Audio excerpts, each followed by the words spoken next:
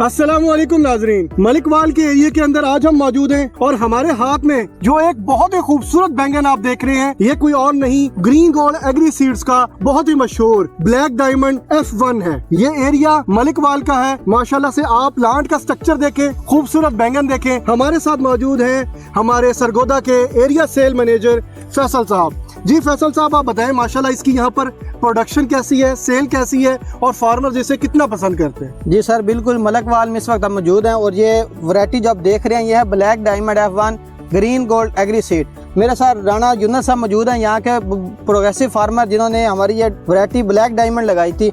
आप पौधे का स्ट्रक्चर देखें, आज की पिकिंग इसकी हो चुकी है, उसके बावजूद आप देखें कि कल की और परसों की पिकिंग के लिए माशाल्लाह बेहतरीन इस पे फ्रूटिंग जो है मौजूद है। प्लांट की हेल्थ की बात करें तो मुकम्मल तौर पे प्लांट जो है वो हेल्दी है, किसी किस्म का इस पे कोई इंसेक्ट का या वायरस का अटैक मौजूद नहीं है। राणा यूनुस साहब से पूछते हैं कि इस वैरायटी के बारे में राणा साहब क्या कहते हैं। माशाल्लाह बहुत अच्छी वैरायटी है। जी जी, पसंद करते हैं मार्केट में। जी जी, और बहुत डिमांड है मार्केट और पसंद का। हाँ जी, पसंद करते हैं, डिमांड है।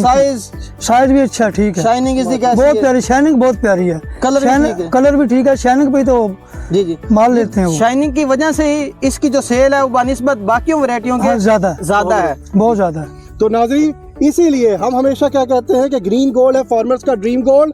बिकॉज आज हमारे हाथ में जो डायमंड है ये फार्मर्स के लिए माशाल्लाह से जबरदस्त मुनाफे का जरिया है। तो अगर हमारे बाकी फार्मर भी चाहते हैं कि वो भी इसी तरह से जबरदस्त तरीके से इनकम हासिल करें तो उन्हें हासिल करना पड़ेगा ग्रीन गोल्ड का डायमंड F1। इसीलिए हम कहते हैं green gold is the dream gold.